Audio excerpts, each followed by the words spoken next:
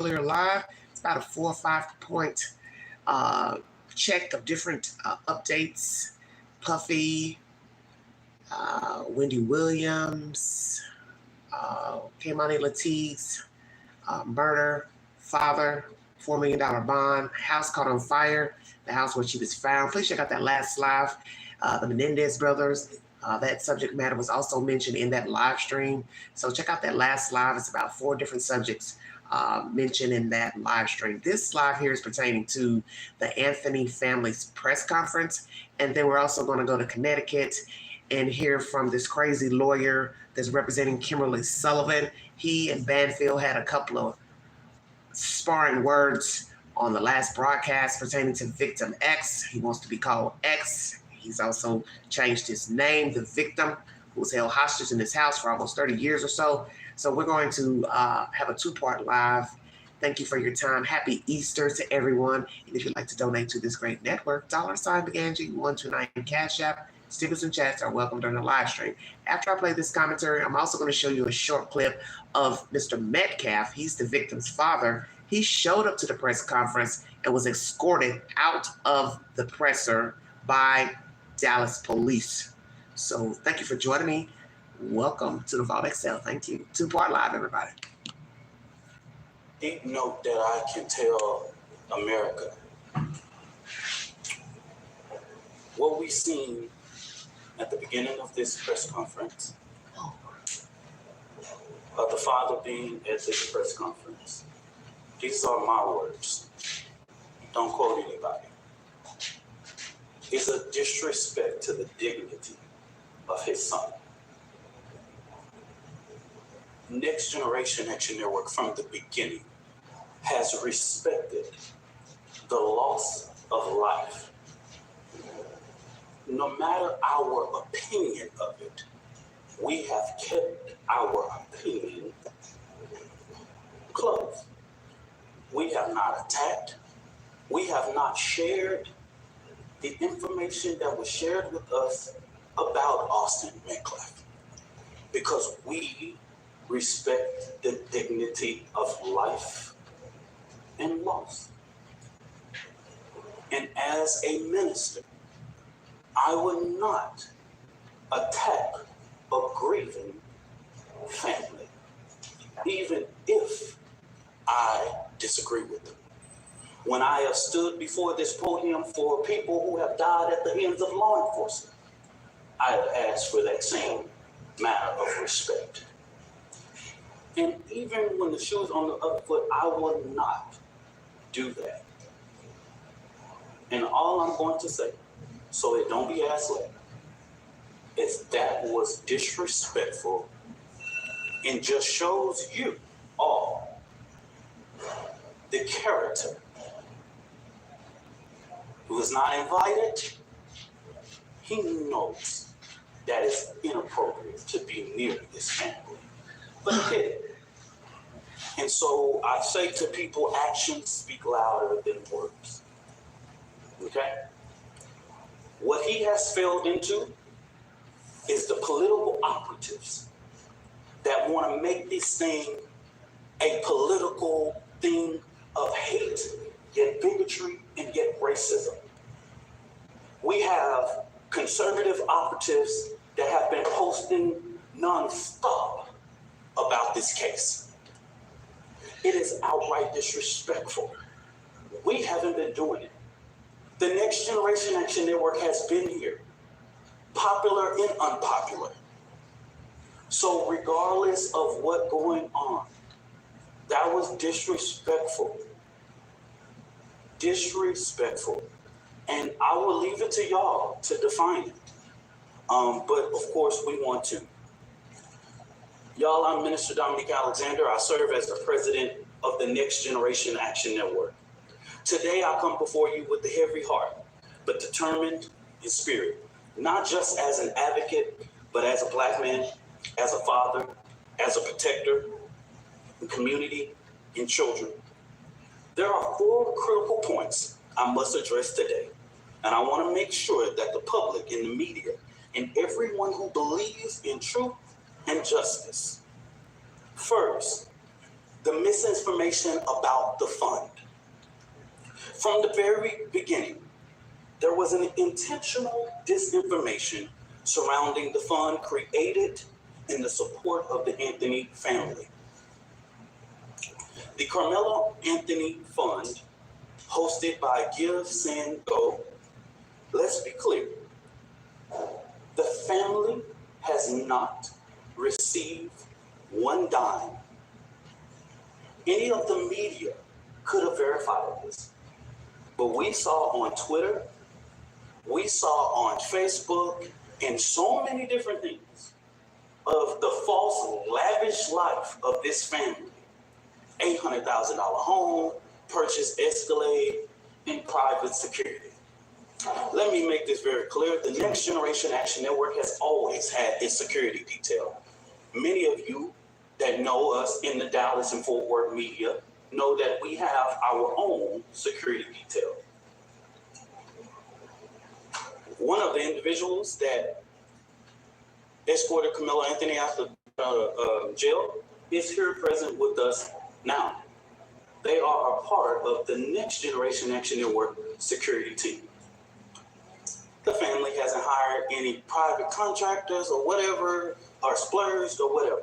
But if they have the audacity to spend money for their safety and security, that's their prerogative.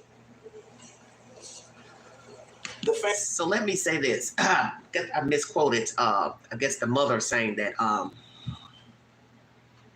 disrespectful. He was basically saying this advocate, excuse me for saying lawyer, this advocate is the one saying that it's his personal opinion, that Mr. Metcalf showing up to the presser in the beginning was disrespectful, I guess, to his own son by showing up. It's a lot to take in.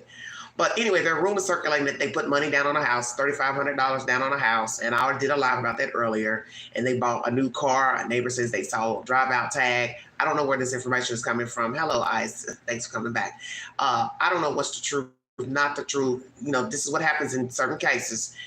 People start talking, making up stuff, so you don't know what's the truth. As I said before my commentary earlier, check out that earlier live, it's not very long.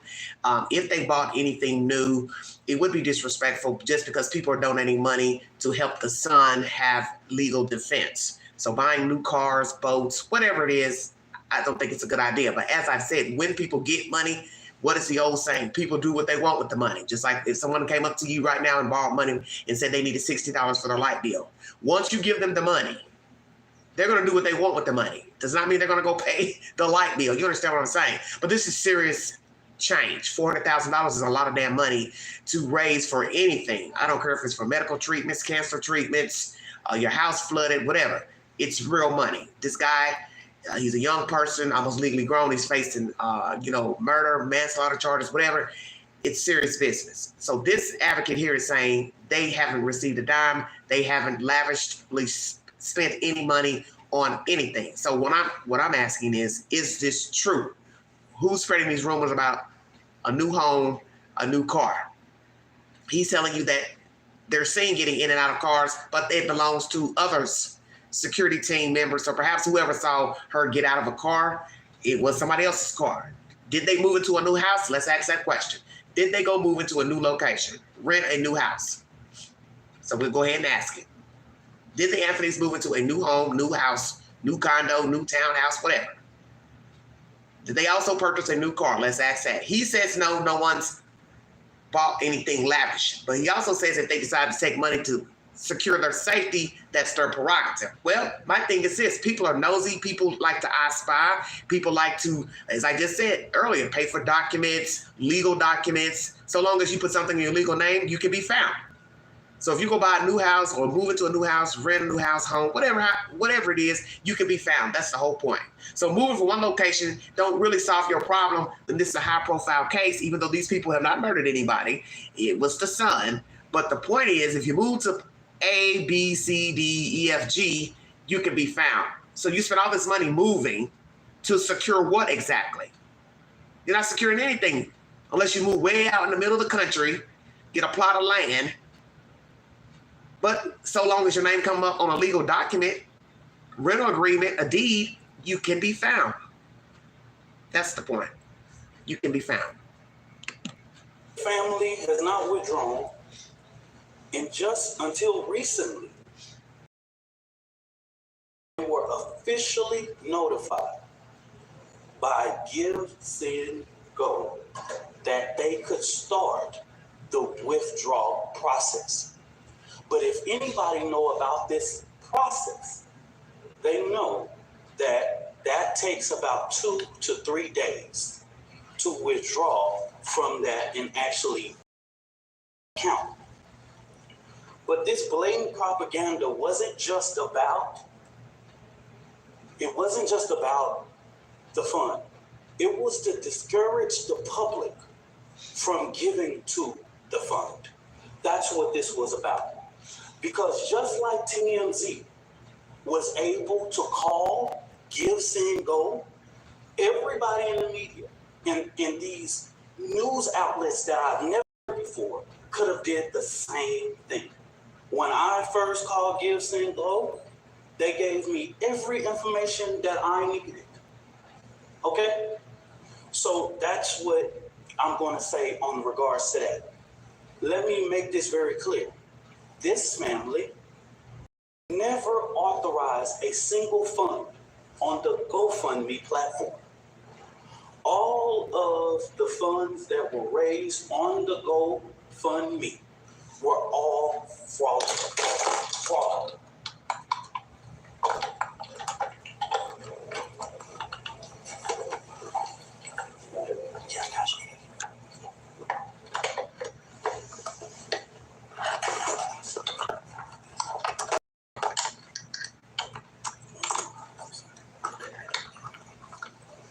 All of the funds that was raised on that platform were fraud. Okay? The family was the first to report these funds. One of the funds we identified raised up to $11,000. So a post about anything that stated that GoFundMe took everything down regarding Carmelo Anthony, that was at the request of the families and their supporters. This family never tried to create an account on GoFundMe. The Next Generation Action Network is very well aware of the company's policy regarding raising funds for legal defense. Okay? So I will put a correction up on my poll where I asked if they spent any of the money for themselves, the Anthonys. So it's not a GoFundMe, it's a Next Generation organization. So I will put a correction up because I did not know this was the name of the fund. So excuse my discrepancy. It's not a GoFundMe. It's not the GoFundMe brand. It's a Next Generation funding. So I will put a correction up on that said poll. Thank you. Please take the polls on my community page pertaining to this nasty debacle with this fundings.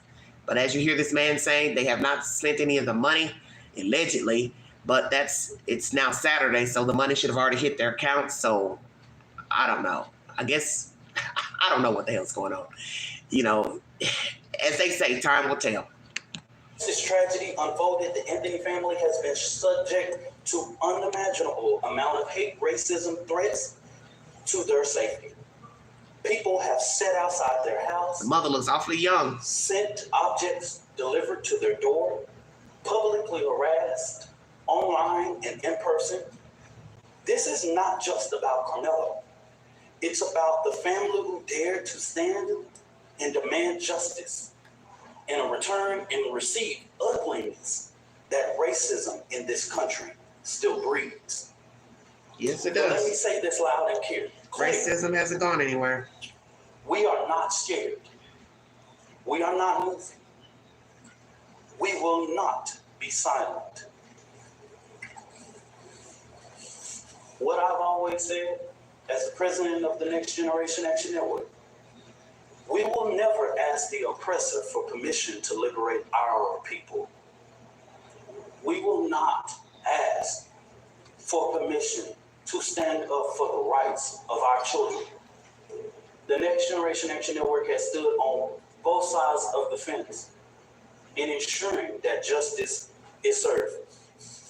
Now getting to the information that the Next Generation Action Network wanted to share with the public today. And I will go ahead and pass it over to the mother and once I make this statement, okay? All right. There's two more final. For the last week and a half, the Next Generation Action Network has engaged in communications with Frisco ISD to ensure that Carmelo Anthony's due process is not violated. We know that in the state of Texas, there are things that are discretionary things and decisions by the leadership of Frisco ISD, right? There are clear guidance in the state and education code regarding expulsion of a student.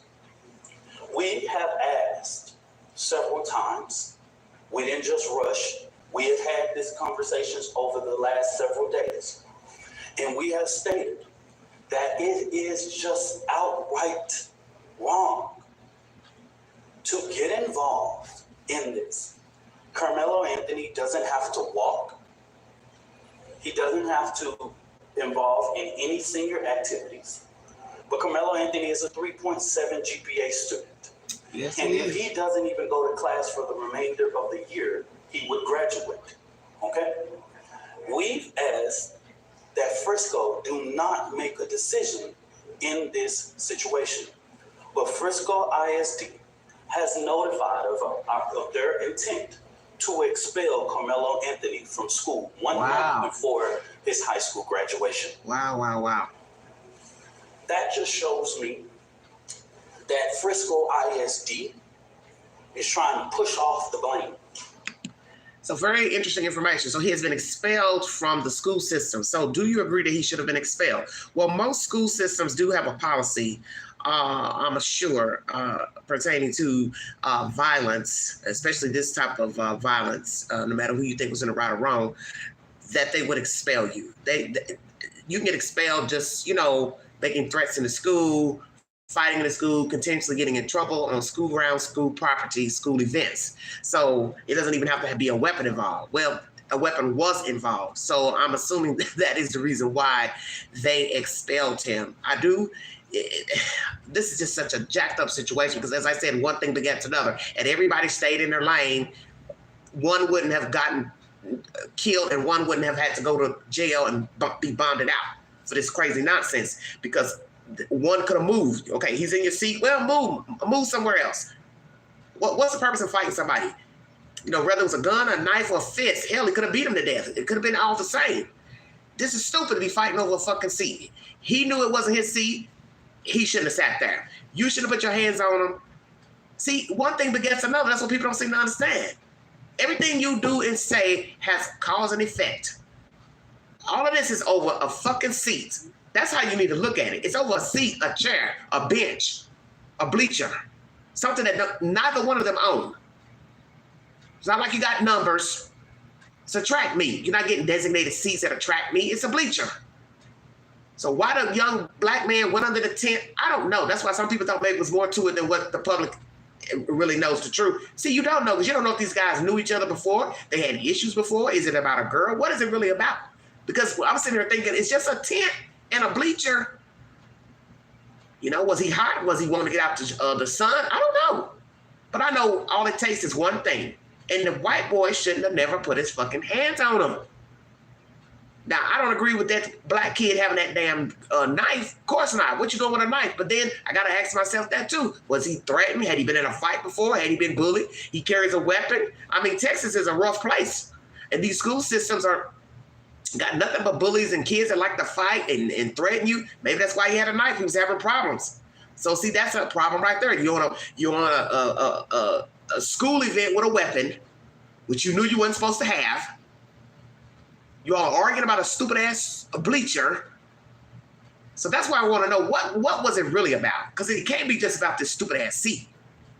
This is stupid to me. All this is so stupid. Now here's a guy with almost a 4-point GPA, expelled from school, can't graduate with his fellow classmates.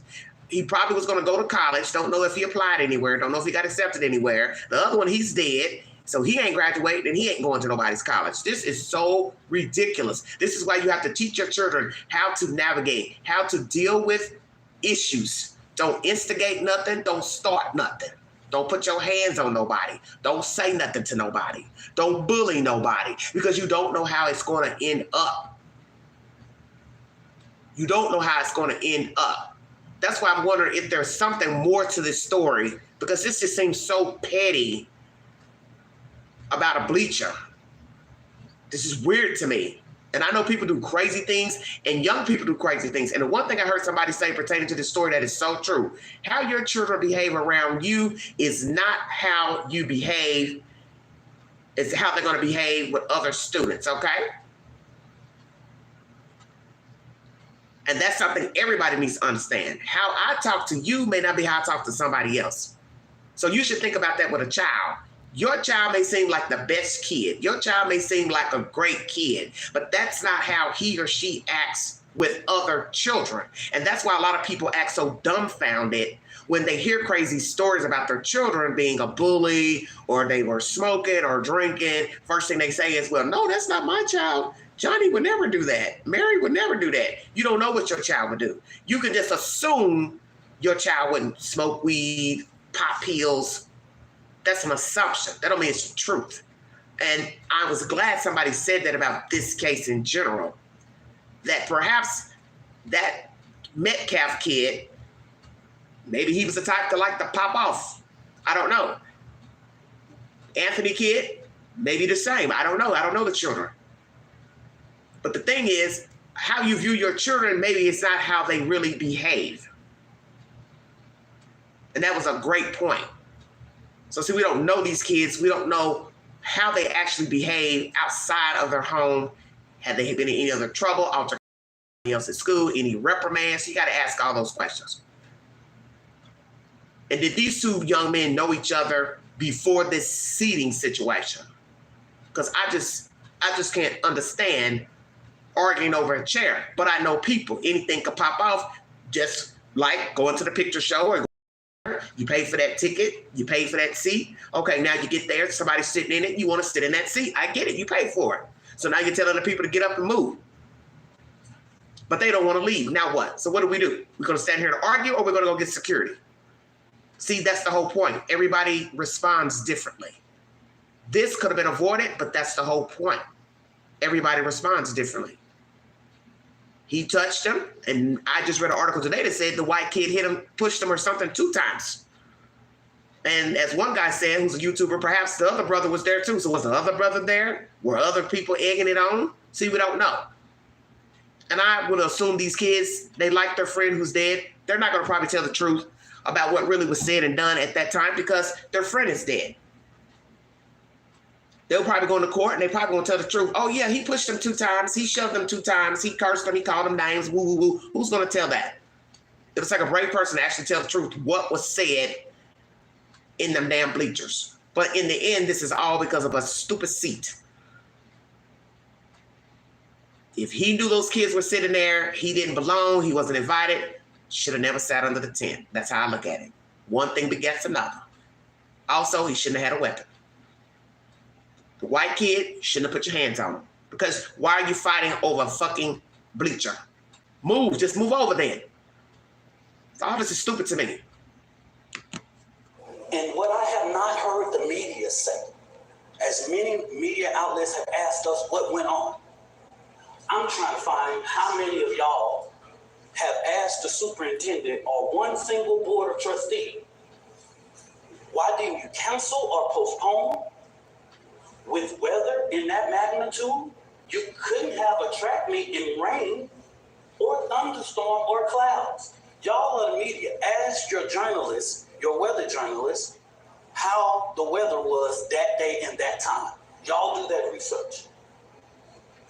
Because as a person who is the administrator of your children, you are responsible for the safety of the children. And so it seems as if Frisco ISD is trying to push this off by making this decision that they do not have to make. So the Next Generation Action Network, outside of the legal process, will be going through different avenues regarding to ensure that we fight for the rights of Carmelo Anthony. Okay? So in the next coming days, we will be announcing to the public. We will do direct action outside of Frisco ISD administration office because this is outright wrong. You are getting involved in a process that even the legal process has asked us to respect. And we're asking you to do that same thing. You do not have to get involved in this situation. But it seems that even with us going and meeting or having conversations, they have made their mind up. And we want to make sure that the records, that we talk truth to power in regards. I wanted to lay this out to ensure, because of the sensitivity of this case, there are so many moving factors that I have to explain so that this family does not have to explain. Let me say this about the fourth, and let me repeat this so that you guys can go to the Frisco Police Department.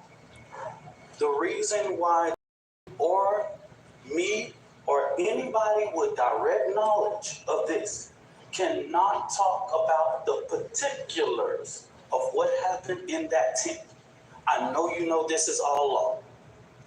It's because if anybody tell me there was an adult or insight or whatever, this current investigation knows nothing about that. Everybody involved at this point of our knowledge are minors. In the state of Texas, you know we cannot release or talk about minors. So stop asking us the question. Stop. It's no, we can't even do it if we wanted to. Okay? We can't talk about it. So don't ask. There is a court of law that will express everything, will lay out everything. We can't talk about it if we wanted to. Okay? So make it clear. Go back, confirm with Frisco Police Department. Go back, confirm with the district attorney. Even in the bond hearing, you didn't see a single thing said about people that was indirect. They're minors. Okay? So stop. The social media, stop. I haven't saw not one person single-handedly get this right in the public. Well, nobody's going to get it right because they weren't there. Y'all. Just stop. We can't. Don't send another inquiry to NGAN inbox. Do this, all of that. That's the reason why we felt like it was important to do this conference today. We can't talk about it. So if you ask me, I'm just going to look at you, okay? So I'm telling the world, everybody know the state law. I'm not creating it. We can't talk about it. This family can't talk about it. I can't talk about it. Nobody, unless you want to be sued. You release one of those 16-year-olds or 15-year-olds and 17-year-olds name, the law of this land tells you what was going to happen to you. Okay? So don't ask that question. Finally, in regards to this judge, I do not know Judge Angela Tucker. I've never met her, never known, never been nowhere near her court. Don't know anything about her until we were notified that she was going to hear the writ. But the ugly attacks on her just shows Black America that no matter what you pick in the ballot box, and that is your constitutional right, it's people out here reminding us of the Black struggle in America. This woman is a registered Republican, has been for years. She put herself through school, she raised her family, she did everything. I'm a registered Democrat, proud. I'm the chair of the Dallas County Democrat Solutions Committee. I remember that woman. And to call her leftist is just downright disrespectful. The bond that was given is according to law and consistency with practice. If Aaron Dean can get a $300,000 bond when he killed a Tatiana Jefferson, exactly. Carmelo Anthony can get a $250,000. If Amber Geiger can get a $200,000 bond, all type of people, when she kills Botham Judge in his own home, he can get a $250,000. If Roy Oliver can get a $250,000 bond after he kills Jordan Edwards, all white.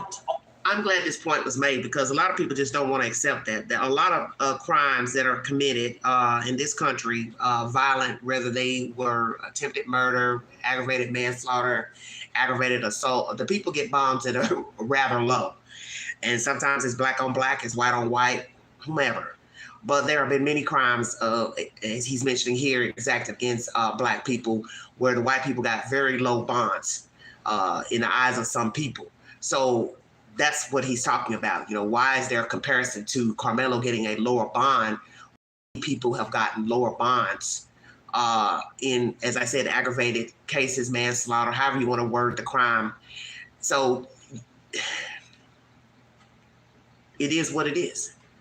I've seen all types of crimes where the bonds are very low. And we're talking about cases of child molestation, child rape, human trafficking, kidnapping, and the people were able to walk free because the bonds weren't high. They're able to forfeit up some property. If that's what the judge allows, you can forfeit up property, you know, as collateral, then they're free. Some are cash bail. Some are cash bail, so the people can't get out because they don't have the cash. But I find it, you know, crazy too to compare, you know, this case to, you know, like, well, why they lower the bond? Why a lot of bonds low? Period. There are too many crimes out here where the bond is extensively low, and we're talking about major crimes. We're not talking about petty theft. We're not talking about stealing socks out of Walmart. We're talking about, as I said, human trafficking, rape, kidnapping, holding people hostage, murder, manslaughter, attempted murder, and these people have low bonds. Low bonds. Low bonds. And a lot of them make it. They make the bond. So this case shouldn't be any different. Officers, why couldn't Carmelo Anthony be entitled a child with no background, no criminal background, no endangerment to the community, none whatsoever, be placed on a ELM and brought home? Please help me understand. Make this make sense. It's consistency. It's consistent with practice. After this, y'all, so that we'll know, this will be our final press conference until this trial. We will not speak to the media again after this, okay? Don't ask for comment, question, or whatever it is. The actions that the Next Generation Action Network take on Frisco ISD will be separate from the legal process because we want to make sure that Carmelo Anthony's due process. This is going to be a jury case. And then let me make this very clear. This is a case that has not even been indicted. So, under the guise of Texas law, it's not even really proceeding to a trial yet because it has not even went through a grand jury to be indicted. We don't know hey, Buffalo, if the grand jury will indict or not. We don't know. That's in the district attorney's hands, okay? And their legal team. Well, I'm sure there'll be an indictment. I'm sure of that. For those things, and we will not be talking about the legal process regarding this case, okay? So after today, I just want the media to know, and I want the public to know. I don't care what you say about me. Okay, happy I've been Easter. in this thing for 11 years. I am tried, tested, and proven. I'm gonna just say, I'm from Oak Cliff. Worser things have been said about me, baby. You don't gotta inbox me. You ain't gotta tell me. I am the Go ahead, preach, honey. tell my testimony. I love it. I don't have to prove anything to nobody. I love it. I am a proven testimony standing here. I got to say that. I got to comment on that because that's the truth. People love reaching out to people. That's something I was thinking about not too long ago when I was covering the Cal City case. The fact that people love to get in your inbox or try to find you to tell you about what you said or what you did. It's funny to me because it's like, this is free speech. Y'all love to cry about free speech. So being up here doing this is free speech. You can't tell me how to think. You can't tell me how to word anything, okay? People say things that some people will agree with, won't agree with, the wording, the delivery, okay? And he let you know, don't inbox me about nothing to tell me nothing about me. Exactly. Well, for what? People got to get out of that. That's why people are too engrossed in stories and true crime and events to where you feel like you got to reach out to everybody to tell them about themselves. Well, I got to find their email. I got to find their address. I got to find why. That's what's wrong with people right now. You too engrossed. Nosy, Karens, Kens, Bubbles, Shamikos, Johnnies, stop it. Your opinion is not that important. That's what some of us need to understand about having an opinion. It's not that important. First of all, we don't know these people. We don't know these kids. We don't know this man here speaking, this advocate. You don't know these people. And it ain't that serious for you to feel like you need to reach out to him to tell him something about what he said or who he is or where he came from, his past. He let you know, I know me, and that's all that matters. Exactly. Just like stalking this family. They didn't kill the kid, okay? They didn't kill the kid. That was a dispute between two kids. And like everybody said, they are children. One was a child. And that's the thing people need to understand. Children don't navigate like adults.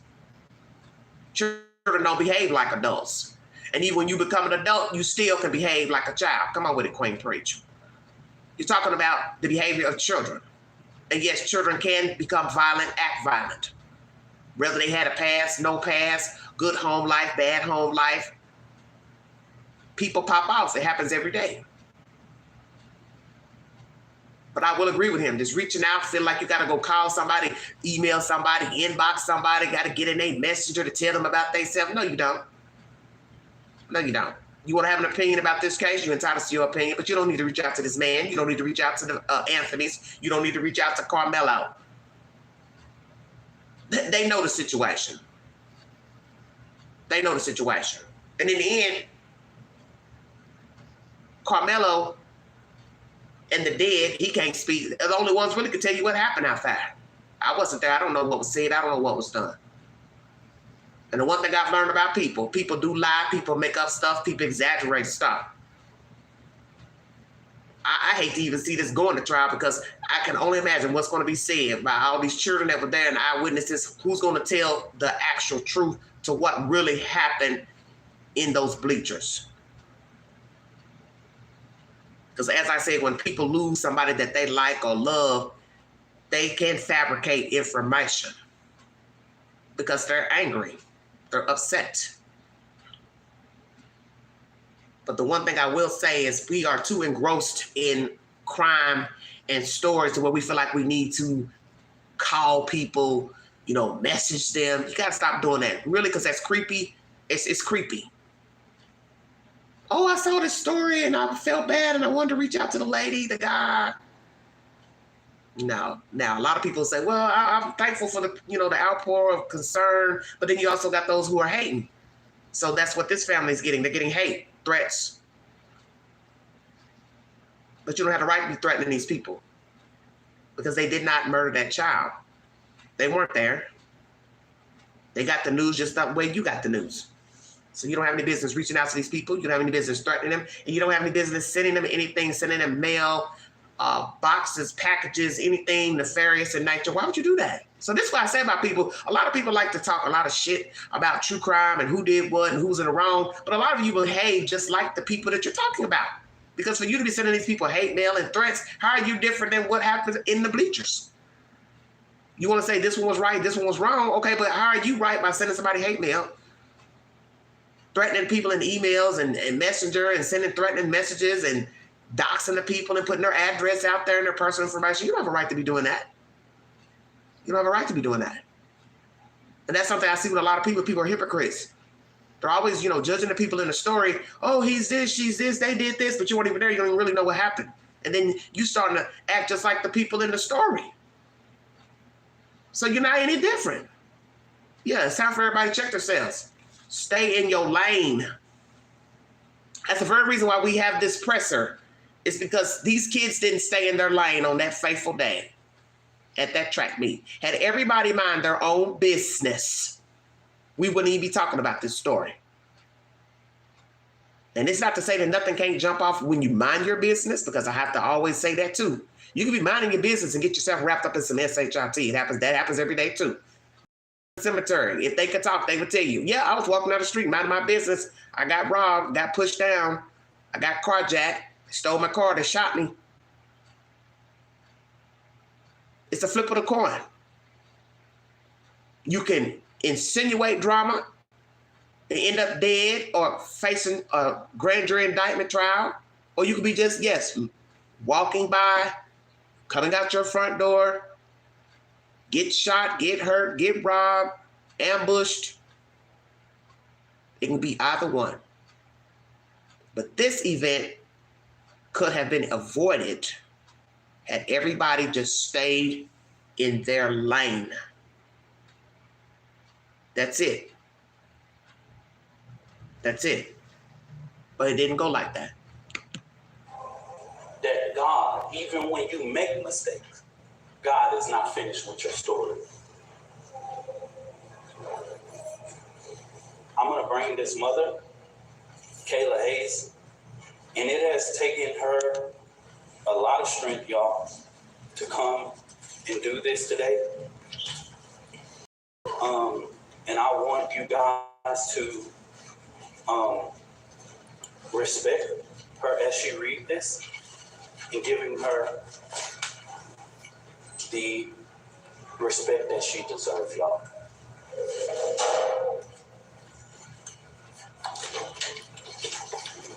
Good afternoon. My name is Kayla Hayes. I am the mother of Carmelo Anthony. 3 years ago, my family moved to North Texas, searching for a better life. Like so many other families, we wanted to give our children the future we did not have. My husband works hard every single day to provide for us, to make sure we're in the best financial position possible. As a stay-at-home mom, I made it my life's mission to ensure our children are loved, nurtured, and supported every step of the way. In wake of this tragic incident, our family has been under attack. Whatever you think what happened between Carmelo and the Metcalf boys, my 3 younger children, my husband, and I didn't do anything to deserve to be threatened, harassed, and lied about. The lies and false accusations that have been said about us, especially over the past week, has been overwhelming.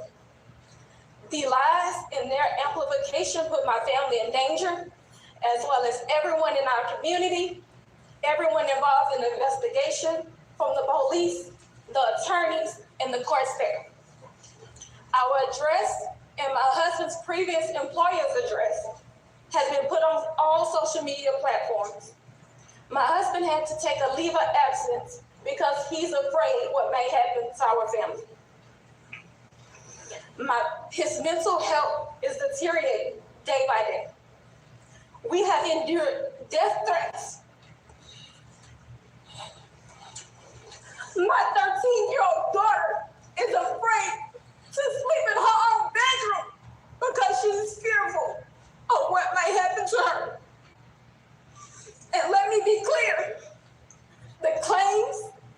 The claims that were used about the public donation to buy a home or anything else are completely false. We have not received a single dime from the Give, Send, Go fundraiser. And the co-founder has stated that clearly. In reality, we were just notified yesterday that we could begin to withdraw funds. And it still takes several days to receive those funds once a request is made. I don't know why we are being targeted and discriminated against before a fair trial. Our son deserves the same rights under the law that everyone is afforded to. He's been raised in a two-parent home with structure, stability, love, and we put God first in everything that we do. We believe in the Constitution, we believe in the laws of this state, but those laws must apply to all of us, not just some of us. To be clear, we will not speak publicly about specific details of what happened under the tent on that rainy and awful day. There's an active investigation that everyone involved wants to be full and fair. Well, I'm gonna stop right there. That's the reason why that guy brought that up. So that makes things a little bit different now that we know. Obviously, KARMELO got under the tent because it was raining. Is that where this is going? That's very interesting information. That's why this advocate is saying, do you even know what the weather was like before you passed in judgment to why he went under the tent? Very interesting. So this is why it is best to hold off on judging things that you don't know and you're not there. If it was raining outside, that would be a very viable reason to stand under a tent, sit under a tent. It's because it's raining.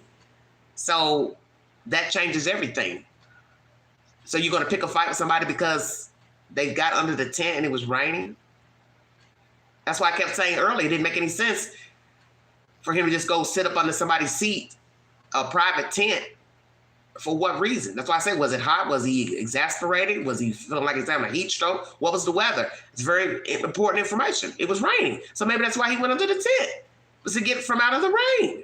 So that's the whole point too. If it was raining, you're going to be that angry to say, get mad because somebody's under your tent? Your family's tent? So whose fucking tent was it? I gotta ask that now. Whose tent was it? Metcalf's, was it your tent? Was it a parent's tent, somebody else's tent, another parent's tent? Whose tent was it? So you're going to start pushing and shoving somebody because it's raining outside and they want to get covered under your tent. Damn. This is crazy. This is crazy as hell. We believe in the legal process, and that is where the truth will come out. I don't know. To Buffalo. the family who experienced the loss, It wouldn't shock me. my heart truly goes out to you. To those who have supported my family, thank you from the bottom of our hearts. Wow, We wow, ask for wow. your continued support, patience, and prayers as we navigate this difficult process. Thank you. Wow. That puts, Y'all, ooh, mercy. I'm going to show something of a post. You come for me, I come for you. Sarah Fields. Never heard of this one. This is the kind of despicable things that led to the father being here. Political operatives motivating this family with hate. Well, what did she say? Carmelo Anthony posted on something that shows, posted here. These are the type of lies that are threatening this family. Posting the family's picture. These are the type of lies. She's getting millions of views on this. Sarah. She's even came after me. Well, it could have been a pocket knife he just had in his pocket. I'm not here to say why he had a knife. I can't say he went there to kill anybody. Knows exactly. People have weapons all the time. They don't mean they were going to kill somebody because they had a weapon on. He just shouldn't have had a weapon on him, period. He's a child. Tried to prevent us from standing up for our baby, our boy. He should be afforded the same rights that Kyle Rittenhouse had, Daniel Penham, and all of the people who have claimed whatever their defense was. He should be afforded the same right. Nobody in the public media has one video camera, but we got the video of Kyle Rittenhouse with an AK-47 shooting 3 people in the back. We got that. And he raised more than $2 million publicly. Very true. Very true. That's true. Got bonded out. So since they trying to come for us, I call for the community's overwhelming support for this fund. The disinformation that was put out was literally deliberate to prevent you from helping this family. And I want you to give overwhelming support to show them. What a mess. The community united can never be divided. And I'm going to say this again, and this is for everybody. Black people in America, while the current occupant sits at 1600 Pennsylvania, Black people in America don't have to pull the race card. It's what we live as a reality every day. Very true. It's what we have to teach our children. We don't want to, but we have to. We don't like to, but if we want to sleep at night, we got to. I ain't pulling no race card. I live it. I find it all the time that I'm a Black man in America. And what y'all just showed to Judge Tucker is just reminded that hate and bigotry and racial reconciliation in this country, we have respected the process. I believe that Austin Metcalf is about to have his funeral. And I wouldn't dare, even with the information I know, and plenty people can share that and all that, but we have prevented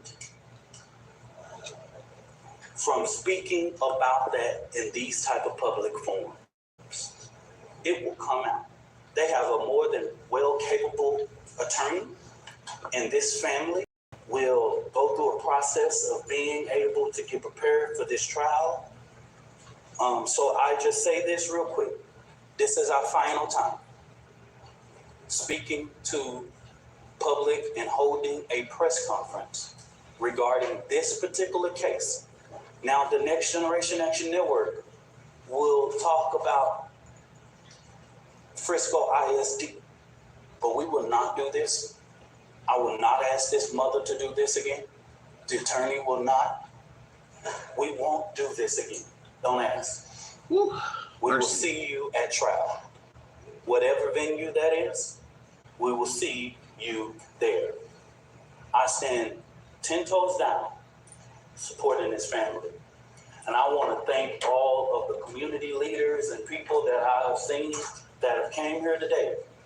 Bishops and pastors and clergy, community leaders with respectability in this community. I see them today. And I want to thank them for their presence because this family needs strength right now. Thank you and God bless you. Okay, so a lot of information.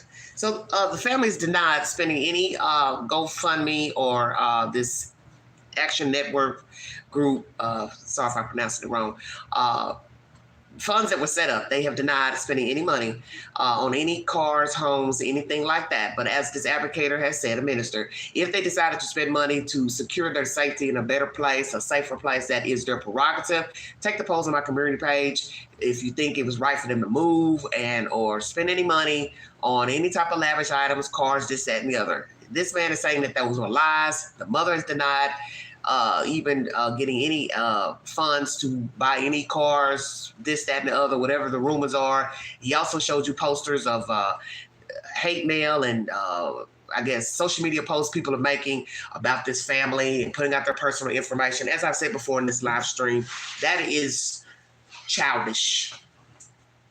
Just like this incident that took place that led to a murder that was petty over a seat.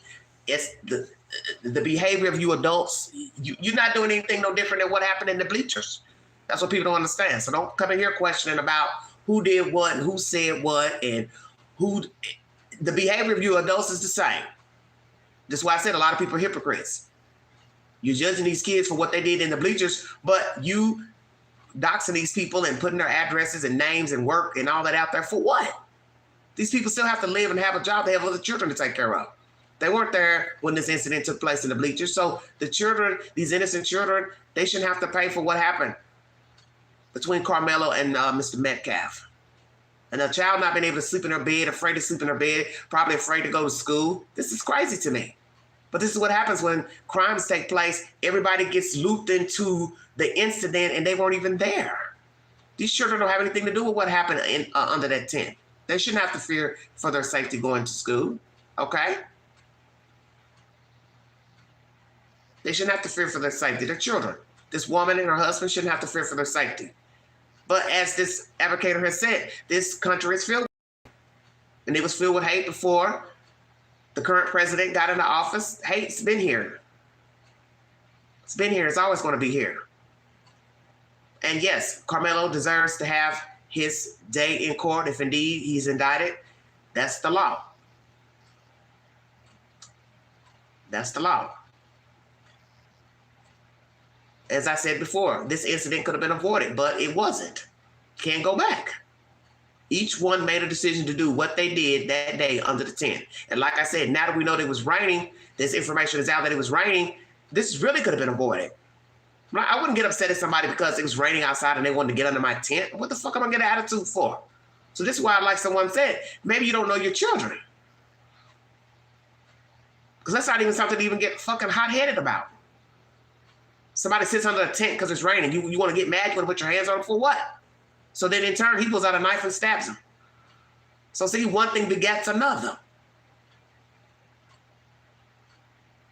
A rainy day under a tent led to all of this nonsense. And now we got other people jumping in. Everybody want to be Captain Save-A-Hole and threaten people and dox people for what? This is not even your story. This ain't got nothing to do with you. This ain't got nothing to do with none of us. And all you people doxing this family, you don't care about the Metcalfs. Let the Queen make that clear. You don't care nothing about them white folks.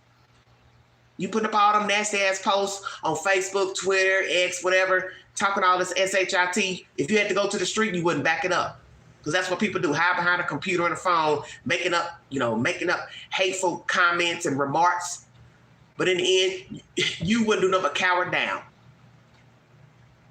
This is what I keep saying about people. Stop getting involved in stuff that don't concern you. This story don't concern none of us. It's just a hot topic at the moment. But getting involved for what? The deed has been done. The boy's dead. He's not coming back. And this young man will have to go to court, and he will have to work it out between the 12 members of a jury and his attorneys. But stalking these people, what's the purpose of stalking this family? For what? Making it hard for the children to grow up and go to school. Those kids didn't kill that boy. They didn't kill the boy. Their son made a decision. And should he have had a knife? I'll make it clear and I ain't gonna say it again. No, he shouldn't have had a knife. I don't know why he was carrying a knife. But he shouldn't have been carrying a knife. But I also have to say the young boy should have put his hands on him either. You should have known that you was gonna get a whoop ass even if the boy didn't have a knife. Come on, let's keep it real. We're not gonna sugarcoat this. Once you put your hands on him, you should have known all hell was gonna break loose. That's common sense. And then you arguing over a fucking bleacher. It's a bleacher. It's a bleacher, for God's sake. It's not that serious. This is why you have to think before you act. So now this young man, he's got to think about his decision that he made by stabbing him as well. I'm sure he's thinking about that. And I don't know if he has any regrets about stabbing Mr. Metcalf, but he can't take it back. He can't go back. It's jacked up. My next story is coming out of Connecticut, everybody. But before I go to Connecticut, I'm going to go to my community page. Check the post on my community page pertaining to all these stories that I've given you updates on. We're going to show you Mr. Metcalf. He showed up at the events, which they felt with Mr. this advocate or this minister felt like it was disrespectful to his own son to even show up because this family has not bothered these people, the Metcalfs, or spoken out against them. So, you know, it is what it is. People, I don't know why he showed up. It's very bizarre behavior for him to show up at this presser before it started. But it is what it is. So we'll start. Now to new developments on that deadly stabbing in Frisco. The suspect's family, for the first time, called a news conference to reject some rumors circulating online. Reporter Jobin Paniker says it all changed when the victim's father walked in. Well, this is such a tragic case, and it is sad all around, but it's also had its share of surprises. And what happened this morning is no different. We were all waiting to hear the Anthony family talk for the first time on the record. It was supposed to start at 11. 10 minutes turned into 20, then 30. The reason? Austin Metcalf's father, Jeff Metcalf, had walked in. Who is not invited, he knows that it's inappropriate to be near this family. But he did. Carmelo Anthony is charged with murder in his son's death at a track meet in Frisco on April 2nd. Jeff Metcalf said nothing. He just stood and waited. The group hosting this told him to leave, or they'd call Dallas police. The group's founder, Dominique Alexander, made this statement. Is a disrespect to the dignity of his son. Jeff Metcalf was escorted out by DPD before the family arrived to speak. Ultimately, it was not a court order that made him leave, but because the owner of the building said he was trespassing. Metcalf shook hands with officers and then left. This press conference was about hearing from Carmelo's mom, Kayla Hayes, and we finally did. We believe in legal process, and that is where the truth will come out. To the families who mercy. experienced the loss, my heart truly goes out to you. The family says they've endured threats, lies, and racial harassment over the last 2 weeks. Our family has been under attack. Mostly over a fundraising page they say they haven't been able to access until Wednesday. They're fighting claims, profiting off of this, or living lavishly from the funds raised. We have endured death threats. My husband had to take a leave of absence because he's afraid what may happen to our family. We've asked for comment from Jeff Metcalf. He told us not to quote him. We're also told this will be the last time we hear from the Anthony family before a possible trial. And what did they say? Hold on a minute. What did he say? Hear from the Anthony family before a possible trial. But that will not stop all the talk from the outs. Will be the last time we hear from the Anthony family before a possible trial. But that will not stop all the talk from the out from Jeff Metcalf. He told us not to quote him. We're also Not told to this quote will be him, the okay. last time we hear from the Anthony family before a possible trial. But that will not stop all the talk from the outside and any more surprises that have come with this case. In Dallas, I'm Joe Frick. That's the latest information. So he was escorted out. That was a private car accident. Oops, sorry about that. That was a private event, building rather, and the owner did not want him there. Said he was trespassing, so he, I guess, kindly left. Good, glad he didn't put up a show or fight. His arm was in a cast. What happened, Mr. Metcalf, to your arm? I'm curious. Very interesting. Lord have mercy. Please check out my earlier live pertaining to Sean Puffy Combs, Wendy Williams, Menendez brothers, Kaymani Lateef, the house where she was found caught on fire today. And also her father went to court yesterday, and has a $4 million bail. And he also admitted to police that he did kill her. We're going to go to Connecticut. I have got to show you this information because this is just so damn crazy. So this is part 2 of my live stream. So right here, I asked you all, Mr. Metcalf was escorted from Carmelo Anthony family's press conference. Was this right? 71% yes, 29% no, 0% said not sure. This is a dirty lawyer representing Kimberly Sullivan. He has no respect for victim X. He has no respect for anybody that's ever been abused or mistreated by a parent, guardian, kidnapper. And basically he feels that victim X was not restrained in that room, that he could have moved around and about on his own. The locks on the door does not prove that he was restrained. He said there was no physical restraint. This lawyer is stupid. Restraint means just what it means. It doesn't have to be physical. If you put a person in a shed, a barn, a storage unit, a room, and you lock the door from outside, that is a restraint. The person cannot move about. So the fact that he is defending this woman's actions is just abhorrent. Let's go to Connecticut, everybody. Welcome to the Vault Excel. This is going to be some interesting sparring. The building blocks of your life were only just a couple of years.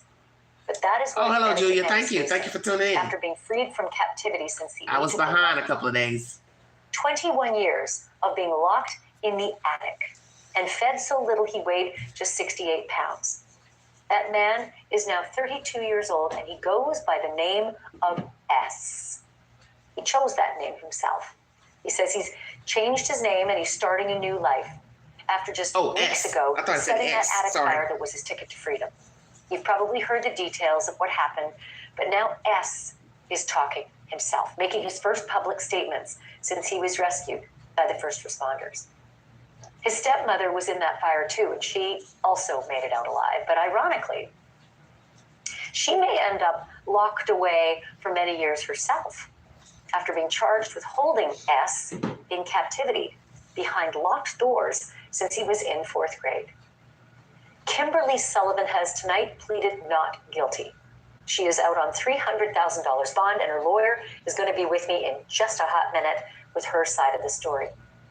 But the details that S himself has provided are nothing short of harrowing. He says he was kept on the verge of starvation, even drinking water from a toilet when the water was scarce. And speaking of the toilet, he says he was forced to urinate out of a tube that went through the 3rd-story window and was reduced to defecating in newspapers. Therapy has always... Defecating in newspapers, peeing through a tube out of a window, no viable restroom, locks on doors, and you're going to hear it's all the father's fault, the dead father. The house was that way before she moved in. Is that true?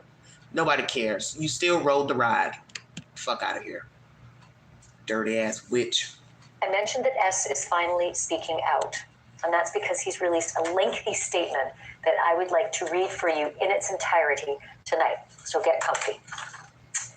Please call me S. This is not the name given to me by my parents when I was born. I am choosing a new name for myself, and I will use that name as I reclaim control over my life and my future. My name is my choice, and it is the first of many choices I will make for myself now that I am free. I am a survivor of more than 20 years of captivity and domestic abuse. I was held prisoner in my home from the time I was taken out of the 4th grade at age 11 until 2 months ago at age 31, when I purposely set that fire that helped set me free. I am speaking out today to begin the process of reclaiming my life and to have my say in how my story is told. I am much better and stronger than I was the day the first responders carried me out of my home. I am beyond grateful for the care that I have received since then. To all the healthcare professionals who have helped me and nurtured me, thank you. In addition to all of your care, I appreciated the chance to have my first ever birthday party to celebrate turning 32. I also want to thank the first responders, the law enforcement investigators, and everyone who is working to hold those responsible for my abuse accountable. Thank you to everyone at Safe Haven Waterbury and everyone who has given to the GoFundMe page that will help cover some of the overwhelming expenses I will face in the weeks and months and years to come. I am grateful to the conservator and my attorney who will help guide me through the legal process ahead. They have been invaluable to me, and I am grateful for their tireless support. Much has already been said that tells part of the story of the abuse I endured. Someday, perhaps, my whole story will be told. I ask everyone involved in my story to fully cooperate with the authorities who are helping me seek justice for these crimes. I also ask the public and the media to respect those investigations and my privacy as this process plays out. This isn't just a story, it's my life. Thank you all for your thoughts and messages, your support, and your continued prayers as I recover. Please forward any inquiries about my recovery, requests for information or interviews for the process ahead to David Guarino at Survivors Say, who has volunteered to serve as my spokesman. Thank you. That presents a very steep hill for Kimberly Sullivan, his stepmother, to climb, explaining the matted and filthy condition that first responders said they found him in, explaining the locks discovered by police on the outside of the attic door. Here are a few answers that Kimberly Sullivan's lawyer has provided so far. Where are the handcuffs? Where are the chains? Where are the signs of restraint? Those pictures raise a lot of questions if you look at them objectively. And as far as his weight, I haven't seen any medical records yet. And there may be other explanations for his weight. Ask a doctor. That's not for me You to asked the explain. doctor, hell. There could be a lot of reasons. And we may raise some more of those questions. But now's not the time for me to guess as to why he was 68 pounds. If a man really hated ads, here's what he would do. Well, I hate him. This man is so arrogant and just a buffoon. I get it. Everyone needs representation. That's the law. But your attitude sucks. You should not even be speaking publicly with all that has been seen in this house, because the house was in disarray, whether there were locks on the doors or not. But locks were on the doors, and now you're trying to put it all off on a dead man. The point is, she rode the ride with that dead man, and it is what it is. And also other family members knew about him living in these conditions, and you're not going to sit here and make us believe he weighed 68 pounds because he wanted to. Joining me now is the man Hell that outta you here. just heard, Kimberly Sullivan's lawyer, KALOIDIS. Thank you so much for Stupid. being on the program. I really appreciate you coming on. Thank you for having me, Ashley. It's a pleasure to be here. Well, I do appreciate this. Is going to be a tough interview. This is a very painful subject, as you can imagine, and the public is outraged at the things that they've heard. Can I start with this, Ionis? Has Kimberly Sullivan downloaded you on her entire side of the story? So it's happening, but it's happening over time. We've met numerous times. We've gone over the allegations numerous times. We're reviewing all the discovery as we get it. So it is a work in progress, but I've had extensive conversations with her regarding these allegations. So first and foremost, what is her response to the statement that has come from her stepson? She is shocked that this continues to grow in magnitude. She is shocked that everyone has condemned her and automatically believed everything that has come out by the state and the allegations made by the police and by the accuser in this case. She's blown away. Well, that's brief, and the statement was long and very, very detailed, and the things that her stepson has said to first responders were very detailed as well. Well, first and foremost, why would her stepson say these things about her? Great question, and that's something he's going to have to answer, and that's something he's going to have to answer for under cross-examination at trial. We have a number of theories as to why he may be saying the things he's saying, and none of them because they're true. Right. Well, I mean, that's what he's going to be cross-examined on. I mean, right now, no one. Why don't you want to share? You're getting on TV to go on and on defending Kimberly Sullivan, yet you don't want to tell us what your theory is to why he allegedly made up these allegations of being starved, drinking out of a toilet, taken from school. People didn't hear from him for years, didn't know what happened to him, couldn't find him on Facebook, blah, blah, blah, blah, blah. What theory do you have? Please enlighten us. Oh, we got to wait till trial.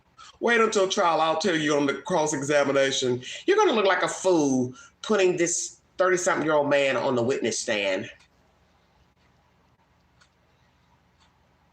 You're just going to look like a fucking fool. Because in the end, all they're going to do is show a bunch of documents from doctors, whatever they have found wrong with him, physically, mentally, the state of his organs, all of that.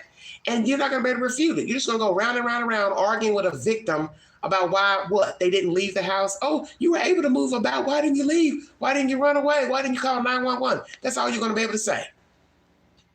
That's all you're going to be able to say. And what are you going to do? Make him rehash what his life was like with these people? You're going to try to make him lie and say, oh, you know, they were nice to you, they fed you, you didn't want to eat, you were retaliating. Is that your theory? He was retaliating? So he's going to willingly stay in somebody's house and not eat when he could walk away? Hell out of here. No one's asking him the tough questions. And yeah, it was detailed. I respectfully disagree. What we don't have is any information as to how he was restrained in any way. You don't know what questions the police There have are asked locks him. on the outside door. There's locks on the outside of the door up in the attic. Yes, sir, you don't know what questions police and advocates and forensic psychologists have asked him. I'm sure they've possibly asked him, well, why didn't you call 911? Why didn't you reach out? Did you tell anybody? Did you try to call anyone? Did you have access to a phone, landline? Let's ask those questions now. Was there a landline in his house before the fire? Did he have a cell phone? Did he have a computer? Was there Wi-Fi in this house? This is just an age-old case of Stockholm Syndrome. He feared for his safety. He was brainwashed. 9 times out of 10, he was brainwashed from a very young child. So when you've been brainwashed day for day for day, you really can't question why he's 30-something years old still there. Well, guess what? The 30-something-year-old rose up out of his tomb and set the damn room on fire. At some point, he woke up. How about that? How about that, Mr. KALOIDIS? The victim woke up. He decided he wanted to be free at 31 years of age. Checkmate. That's restraint. No, it's not. That is a lock on the outside of a door. Restraint is actually using physical force to restrain someone. From what I understand, he literally just walked into this room and she locked the door behind him, and that's what kept him captive for 20 years. Well, he's 68 pounds, and since 11th grade, if you follow his story, he was 11 years old when he ended up in captivity, and the pressure, fear, and stress kept him in abeyance of their threats. This is what he has said, that he was locked behind those doors, the locks are visible, and that he was barely fed, which is why he's 68 pounds. Why is that hard to believe? Why is it hard? Exactly. Let's look at this objectively. Any parent who has ever raised a child and has told their child, go to your room, what child is going to stay in that room and not put up a fight ever? 21 years. Stop this bullshit. You can't put up a fight if the door is locked, sir. You can fight with yourself inside of the room, but you can't get out of the room unless you beat the door in to where it unlock itself. To stop this foolishness. In my understanding, he was a small child when he was younger, so perhaps he has a very small frame. Perhaps he's a petite person. That's what somebody said, that he was a petite, a small person in general. So I'm sure you're going to use that as your defense. Well, he was always a small kid. There is no way a 32-year-old man should be fucking 68 pounds. I don't care if he's 5'1", 5'2", 5 feet tall. You have people who are 5'2", weigh at least a fucking 140, 150 damn pounds. Let's stop this nonsense. You know damn well under 100 pounds is considered underweight and malnourished. And you're sitting here making up all these fucking excuses on bad food. You gotta be ashamed of yourself to even be up here defending this cow and then making it the victim's fault that what? He didn't break out. Well, he didn't break out sooner. How about that? He didn't break out a window. He didn't set a fire beforehand.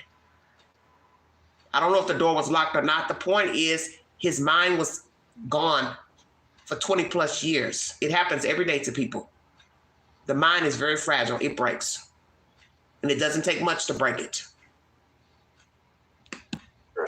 No physical force, no physical restraint, nothing other than being told, get in your room, and then literally one of those chain locks, a $5 lock, is what kept them in captivity for 20 years. Let's talk. The story doesn't make sense. KALOIDIS, I'm not a lawyer, but I am a parent, and I had 2 rambunctious boys.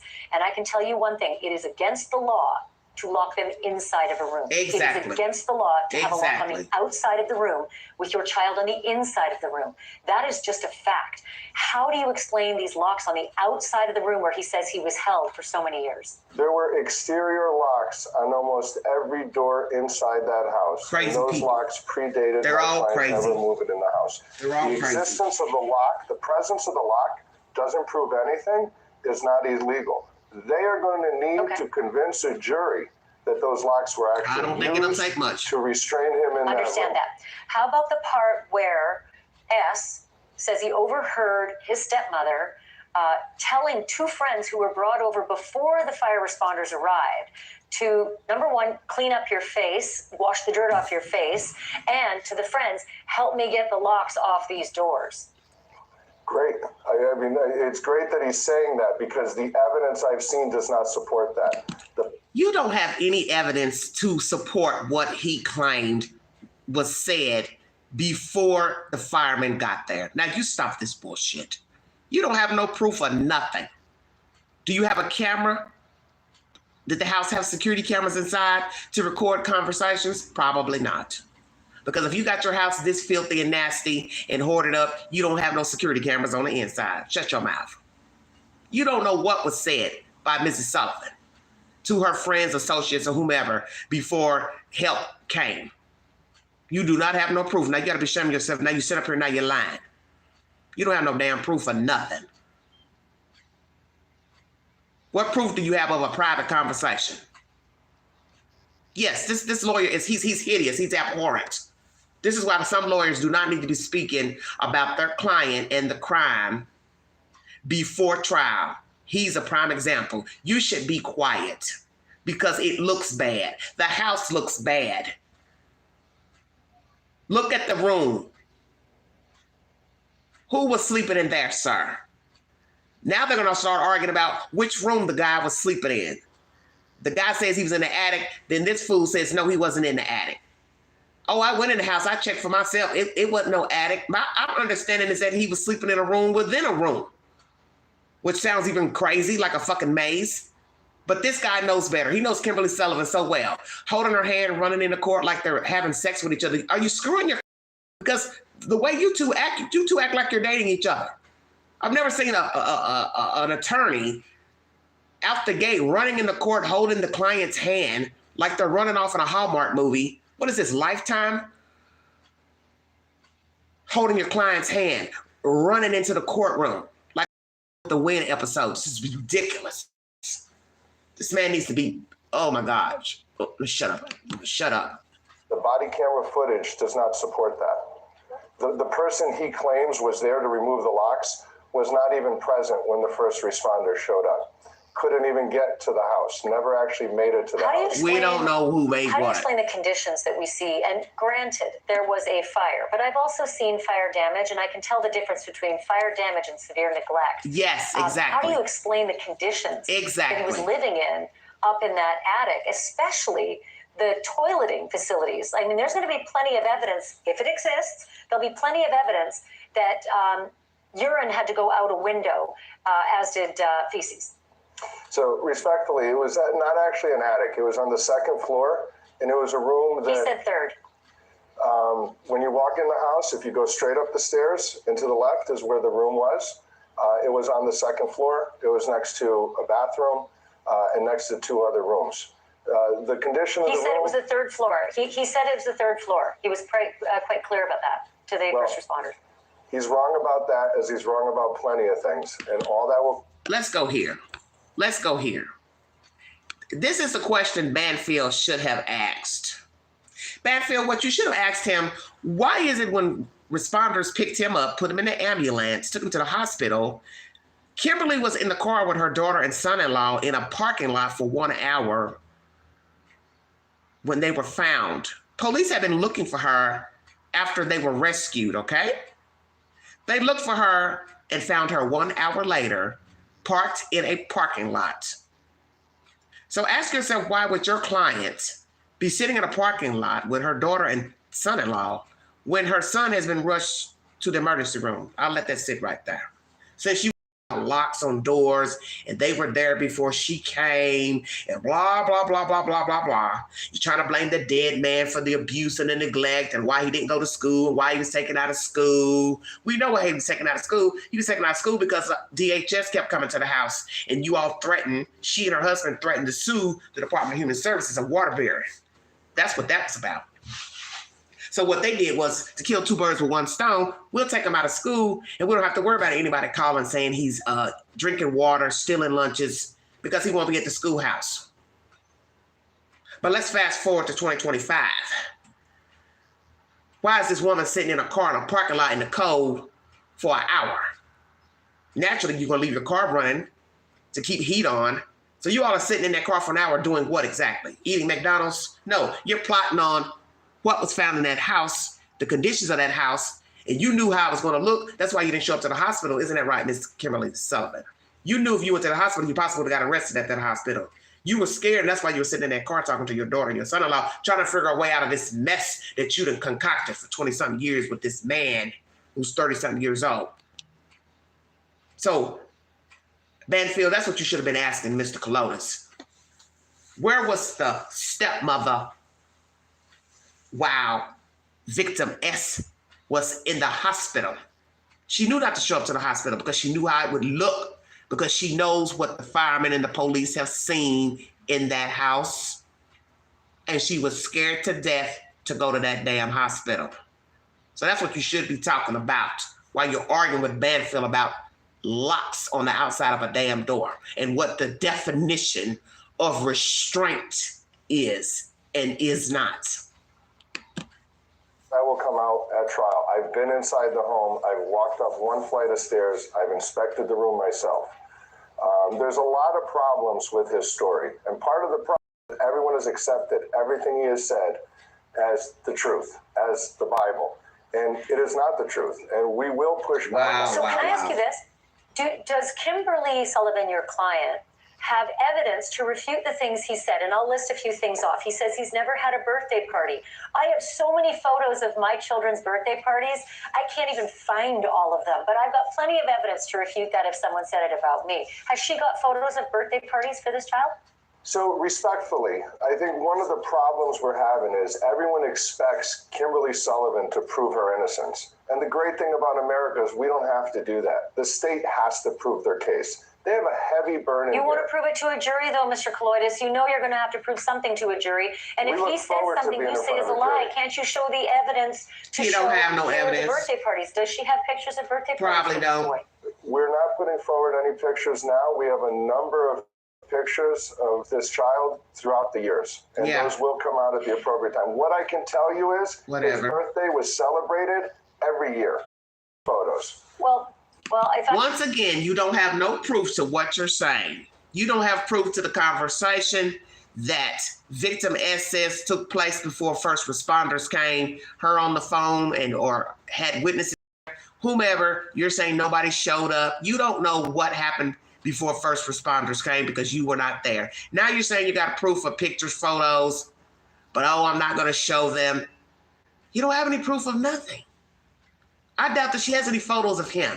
When they took him out of school, you want me to believe they sat here and took snapshots of him? They paraded him around, took him to Chuck E. Cheese. I doubt it. I bet she doesn't even have a photo of him at 31 in her phone or on social media. You know why I know she didn't take pictures of him recently, sir? Because her friend, somebody who I believe worked with her or a friend said, oh, I didn't even know she had a stepson living with her. Bing, bing, bing. How about that? So if this person didn't know she had a stepson, how many other people that dealt with this woman, talked to this lady out in the street, how many of those people knew that she had a stepson living like this in this dusty house? I'll let that sit right there. The fact he has siblings, half-siblings, those two sisters, daughters, whomever, brother, sister, whomever, they knew that he was living like that in that house. They didn't try to help rescue him, tell the mother, hey, you know this is wrong, you shouldn't be treating him like this. I believe the father willingly mistreated this child, possibly even before he met Kimberly. Kimberly comes along, the abuse heightened up until he was rescued 20 plus years later. You might as well say almost 30 years because he went to live with his father at, I think, the age of 4. So you subtract, 31 by 4. That's almost 30 years. It's way past 20 years. So see, we don't really know how this man raised his kid when the mother left him in his care. For all we know, the father was abusing him before Kimberly came into the picture. We have to have victim S tell us, what was your life like with your dad before he met Kimberly Sullivan? But we also have weak-minded people who allow people to come into their lives and mistreat their children, and they jump on the bandwagon. It's obvious these people were crazy because locks on the doors it makes no sense. Why do you have locks on all of the doors or most of the doors in the house? For what? What did you have so valuable in here that you need to lock the fucking doors? For all I know, they were locking up the other damn children in the damn rooms. I don't know what the hell was going on. But something about that ain't right. So I'm sure investigators are talking to the other children who are now adults as well. What was your life like with Kimberly and your father? Did they mistreat you? How did they treat victim S? What type of lifestyle did you have?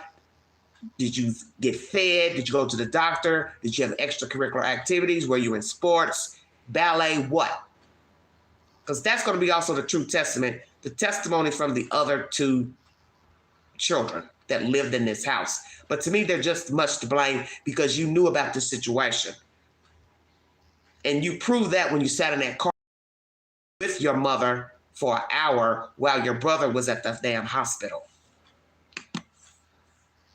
If I were a juror, I'd say, yeah, show me the money. Jurors want to see evidence of these things. And that's, respectfully, that's the problem. Everyone wants to shift the burden onto the defense. We're not going to let that happen. The burden rests on the state. Well, Mr. Kaloidis, you know how this works. I said it's a tough hill to climb. I mean it. I have been to this rodeo before, and you do have to present some kind of a case if they've got a strong case against you, which is why I asked you if you have the photos. How about a doctor's? It is a strong case. Have you not seen the house, sir? You just said you've been in the house. You just said you've been in the house. You say he wasn't sleeping in the attic. He has that information. We don't know the truth. No, you don't know the truth. That's your job to say anything on behalf of Kimberly Sullivan, to try to get her off.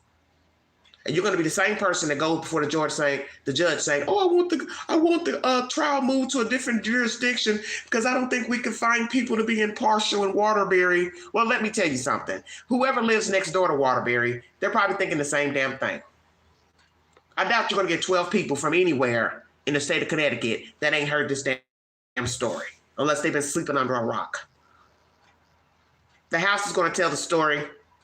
School districts, people who went to school with him, worked at the school, the former principal, her own children, perhaps, neighbors, and also the victim. He will be the smoking gun. I don't think you have anything to refute this situation and this scenario. The only thing you have in your corner is what? He could have left out. But you're going to have to show proof he had a way out of that room. And that is going to be your problem. Victim S could walk freely about that house for almost 30 years. That's going to be your job, sir. Record or dentist record. Do you have doctors and dentist records for his entire growing up? 200 pages of DCF records that we just got this week, which show investigation unsubstantiated. There was concerns about I'm sorry, that wasn't my question. Jumping off the understand subject. DCFS. I was actually getting to that. That's question number 14. There's medical records in there. That's why. If you aspire to be a smooth baby dolphin, here are 5 reasons. Sorry about that intermission. You got records showing it was unsubstantiated. That doesn't mean anything. Most cases of missing children, dead children, DHS investigated and said the same damn thing. So your point doesn't mean anything. The fact that he was rescued, set a room on fire to free himself is the proof in the pudding. The fact that a principal and other people called 20 damn times to say the boy was being starved, underweight, drinking from toilets from the school, stealing lunches from the school. Who would make that up? Just because there was food in the house when DHS showed up doesn't mean any damn thing. See, that's all an illusion and aesthetics. You walk in a house, there's a bed, there's furniture, there's food in the refrigerator, but that doesn't have anything to do with what's actually going on in the house. So you pulling up your 200 documents, it's SHIT. Once again, the state failed this kid. So you're going to go into court with those pieces of paper to prove what? The proof is the house itself and the state of the young man. That's the proof. The proof is going to be people coming into court saying, I haven't seen that kid since he was 4, or I haven't seen that kid since he was 10 or 11. Oh, I didn't know he was still there. That's going to be the proof. Hey, I haven't seen him walking around. Hey, he wasn't enrolled in school. Hey, he hasn't gone to the doctor since 11 years of age. They already said the boy's teeth was rotten out. The man's teeth was rotten out. So if he's been going to the doctor, why are his teeth rotten? We don't even know the state of his organs. For all we know, he had organ failure, kidney failure. The hell out of here. Doctors and dentist appointments. Do you have records of doctors and dentist appointments where this regularly as every boy should? There is evidence that he went to the pediatrician through the age of at least 12. Those we have. Those are contained in the 12? DCF records. They're referenced in the DCF records. Okay? What about after 12? He don't got it. It's not her responsibility. She was not the parent. There was a father that was involved. The father called the shots. The father called the shots. We want to shift. This shows you how ignorant this man is. You want to bring us records from DHS, but then after there's no more records, you want to now put it off on the father. Oh, well, the father, he was the caretaker and blah, blah, blah. You're contradicting yourself. If you got records up until 12, you should have records up until he's 18, 21. What's the difference? He was going to the doctor after 12, they show the records. You don't have any records because they pulled him out of school. So you're trying to put all this on a dead man. But this woman was right there riding the ride with that dead man. You don't have proof to SHIT. That's the point of this story. The buck stopped after 11, 12 years of age. Both are equally responsible for the care of this grown man who was a child at the time in their custody. That's the point.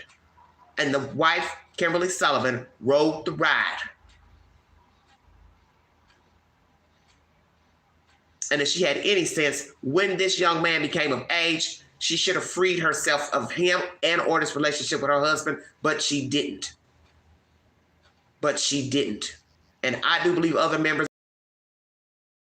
from childhood up until the moment he got freed. And they are equally responsible, and they should go down in flames with Kimberly Sullivan. We want to shift the burden onto her. She doesn't need to provide the records. Did she throw the records out? What records? She doesn't need to provide records. What I'm telling you, we have records. We have records that reflect this child was going to a doctor, and these records reflect issues with his weight as early as 4 years old, and he was cleared by doctors. We want to put everything on Kim Sullivan. The father raised this kid. Do you have the names of, okay, let's say the records, I'll give you that. The records were thrown out, and it's not Kimberly Sullivan's responsibility to keep the records. Correct. Do you have the names of the doctors and dentists that this boy saw? And I'm going to put it to you to say, age 12 is not good enough. Exactly. After 4th grade. Exactly. That's 6th grade, 12 years old. What legal obligation does she have? She's not the custodial parent. She did not prevent him ever from going to a doctor. His father called the shots. And mind you, he's been an adult for 14 years now.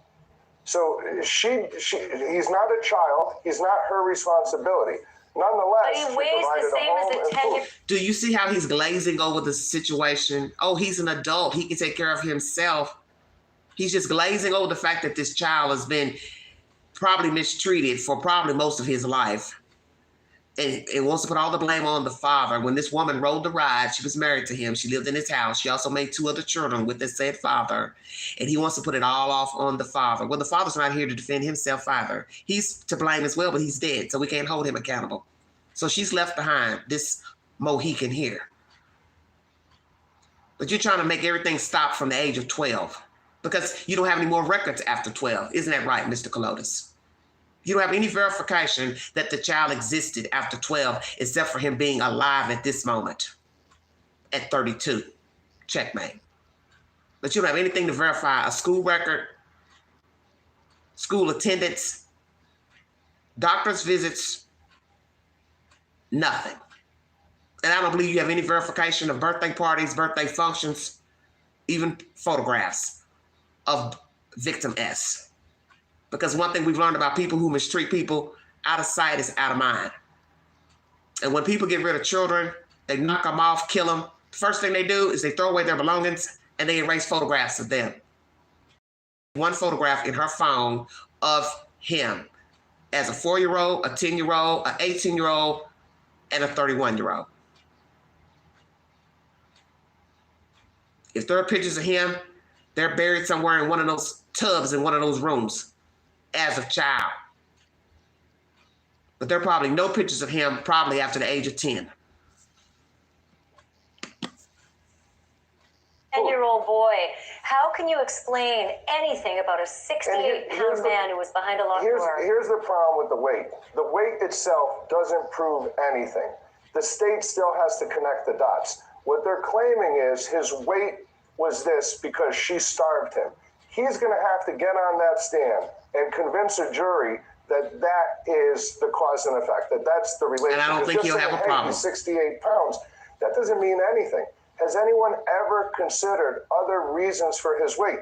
He was underweight at 4 years old. He was underweight at 8 years old. He was, and at each point, DCF was involved, the doctors were involved, and they were cleared. And my client and her husband were cleared of any neglect.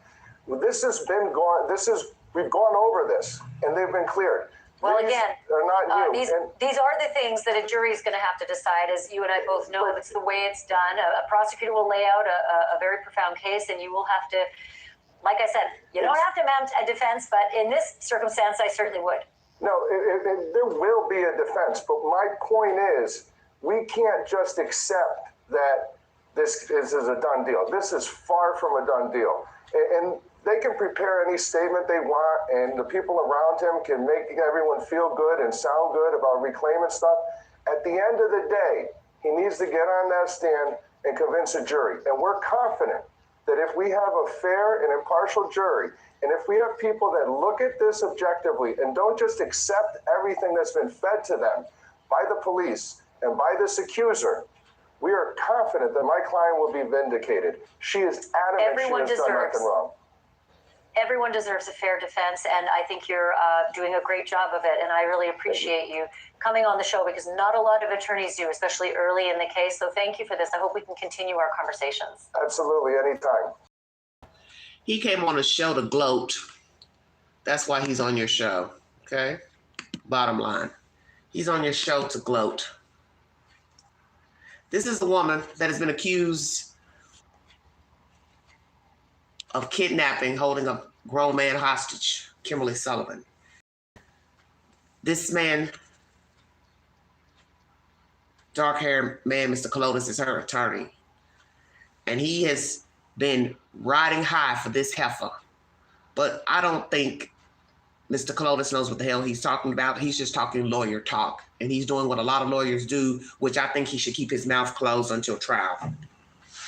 Because the photographs of the house don't lie. So you can put it all off on a dead man, the father. You can put it all off on this guy. You could say he starved himself from a toddler up until 31 years of age. You could say he willingly stopped eating, because I believe that's exactly what your defense is going to be, that he has some type of health problem since being a child and that he couldn't retain weight. But that is not going to explain why there are eyewitnesses who are going to testify they saw and heard of him drinking out of toilet bowls at the school, and his own testimony of drinking out the toilet bowl at his own damn house. How are you going to get two people to tell the same damn story? Those stories were told before he was even found in this house, Mr. KALOIDIS. So see, you're not really doing your homework. The toilet bowl story has been circulating for 20 plus years before he even set the fire in the house. Checkmate. Come on with it, Queen. So explain why 20-something years ago he's drinking out of a toilet bowl at the schools, and then he gives us this information when he's free, he's been drinking out of toilet bowls. Explain that, because you can't, because there's truth to it. So you want us to also believe he was underweight because he had some type of medical condition. So he's been underweight since what, birth? He's got some medical condition. Well, bring us a receipt. And I'm not going to sit here and willingly starve himself. That's the only defense you have. He could move about, but you still got to prove that he could move about. So you got to prove he could walk out of that room, call 911, get help, tell somebody. You still got to explain why he stopped going to school from the age of 10 or 12, 11 years of age. Oh, that's right. You're going to put it on the dead man. She's not going to take any responsibility. She's not to be at fault for being married to a man where the boy child is being mistreated. So you basically saying what? She has Stockholm syndrome too? What is your defense for why this young man was underweight? I can't wait to hear it. But the state of that house is the proof that this woman didn't care about anything but making up herself, putting on makeup, wild makeup, and spending her money on jewelry, clothes, accessories, and not keeping her house in order. She lives like a lot of people. She got her priorities jacked up. And she had a whole human living in that house that was underweight and malnourished and mistreated. And the pictures don't lie, sir. And if you have any pictures of him as a child, those are the only pictures you probably got. And they're probably buried under a hoard of mess. Deep down in a tub somewhere, if there any. I think with the testimony of people that knew the child, people from the school, the principal, friends, students, neighbors, it's going to show you the ball was dropped. DHS dropped the ball. And all this BS about doctor visits and he saw a doctor as a kid and this, that, and the other, that still don't have nothing to do with the fact that DHS dropped the ball and complaints were made. 20 complaints in all. And just because the case was closed does not mean there was no truth to the allegations. Because we see this all the time in crimes involving children. That many times DHS was called and the cases were closed. And later, kid missing. And the first thing you find is that there were calls made to DHS pertaining to child abuse, neglect, child molestation, child rape, so on and so forth. So your 200-something documents don't mean SHIT to me. You're just doing what most lawyers do. You're trying to defend your client. And you're talking all this old hot shit about impartial jury members and they'll be objective. Hopefully they'll be objective. The only person that will be objective to what has been seen so far would be somebody like Kimberly Sullivan, a person who navigates like her, a person who is inhumane and do not care about people. This woman don't care about nothing but eyeliner and green eyeshadow. And walking out here in the public pretending to be something that she's not. That's who Kimberly Sullivan is. And you are advocating for her because that's your job, attorney. But deep down inside, you know this case is jacked up, and you know that case, that house was in disarray, and you know she mistreated that kid, and you know she starved him. And he may have some mental disabilities. I don't know. If he didn't have them as a child, he has them now from probably PTSD and trauma.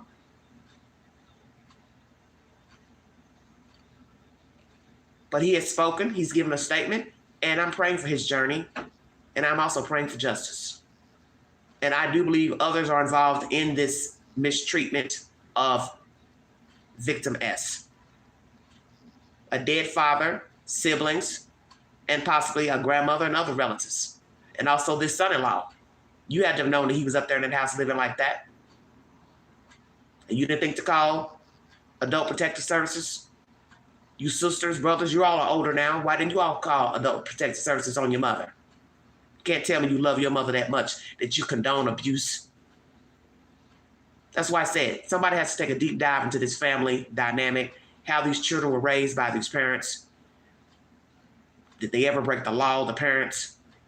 What was said about the parents in general, their conversations to people in the public? What other relatives know about the state of the house and how they treated the children, because I believe there's going to be a whole lot more information coming out that's not going to be so nice about Mrs. Sullivan and the dead Mr. Sullivan.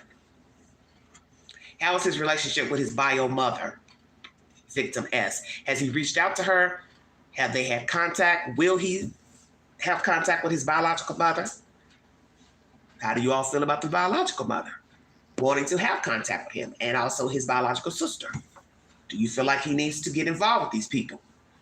I'm going to say this, and I speak from personal experience and being on top of this dirt 54 years. You don't know people. And sometimes you can be born to the wrong people who don't have any love for you. And you can also go to the street and find strangers who show you more love than your own friends and family.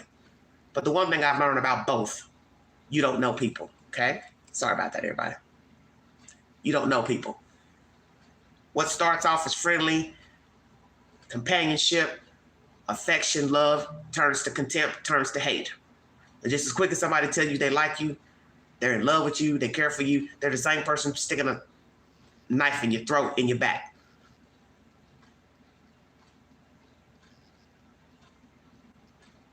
I feel really sorry for this man that he had to go and endure this for so many years, because the one thing you should have the right is to be a child.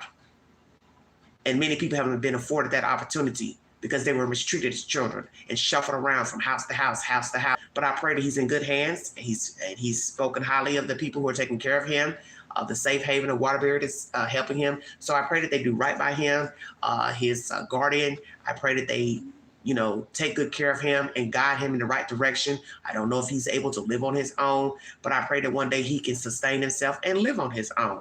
I just pray that nobody else takes advantage of him. That's my prayer for him, because it's very easy, especially when you start talking about donations and getting money and funding.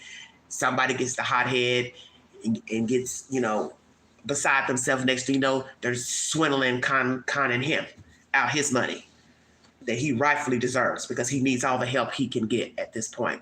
So I'm praying for his journey in life. As I said, I don't know if he's going to have contact with his biological mother and sister. We will see. When I get an update, I'll bring you that said information.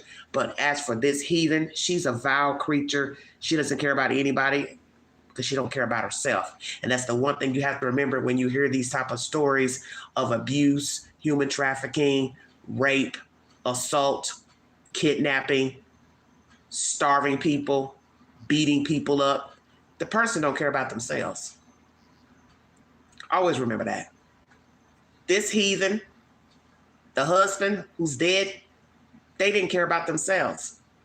So it's easy for them to go out here and mistreat a kid. And I don't know how they treated the other children, but they didn't treat victim S right.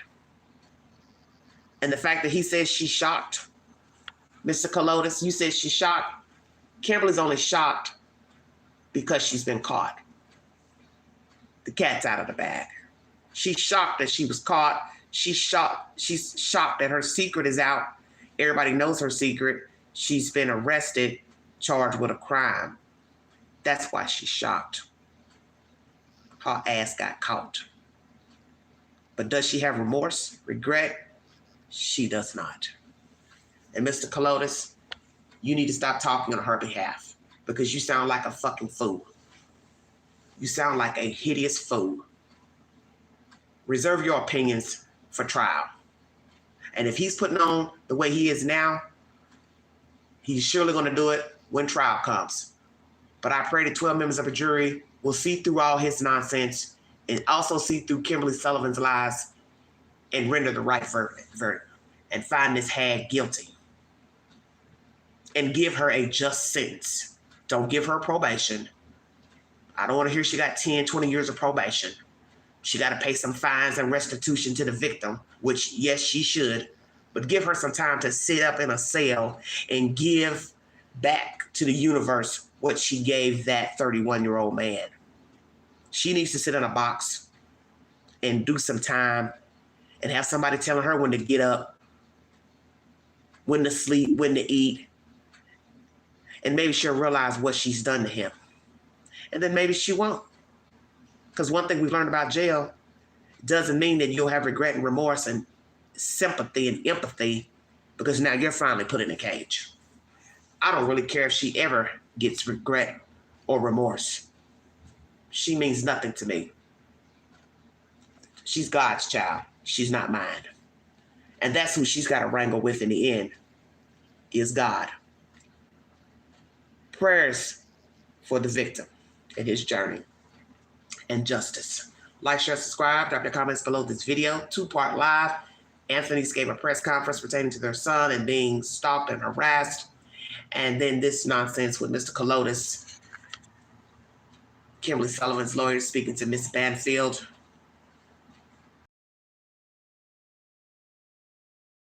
Angie 129 Cash App. Stickers and chats are always welcome during the live stream. Thank you all for joining me. Happy Easter to everybody. Please be safe. God bless all of you. Check out my community board for said polls, questions, answers. Comment below this video. Take the polls, please. So we'll like to, feel about certain content. So that's why I ask you questions pertaining to breaking news. I also have some shorts uploaded in the queue that I put in. I put up today, so check out those 15 second videos, and they're pertaining to about today. That's something I do now. I make short videos pertaining to my live stream content for those who don't have time to sit through a long-winded live, because right now I'm pushing 2 hours. I figured it would go long because I had a lot to discuss with these subject matters. But thank you all so much for joining me, and we'll get back on it again. We'll talk about something else crazy going on in America, but that's the latest nonsense coming out of Connecticut. Victim S has spoken, and Mr. KALOIDIS has spoken with Banfield pertaining to his client's denial of the claims. And also, Carmelo Anthony's mother has spoken with an advocate pertaining to a press conference where Mr. Metcalf showed up. He was escorted from the premises. And check out that said information at the beginning of this live stream. Thank you for your time, everybody. Have a wonderful, wonderful weekend. And once again, happy Easter. God is good. And on the third day, he rose from the grave. Yes, he was sent here for our sins. Amen. God is good. Thank you all so much for your time. You have been listening to The Vault XL.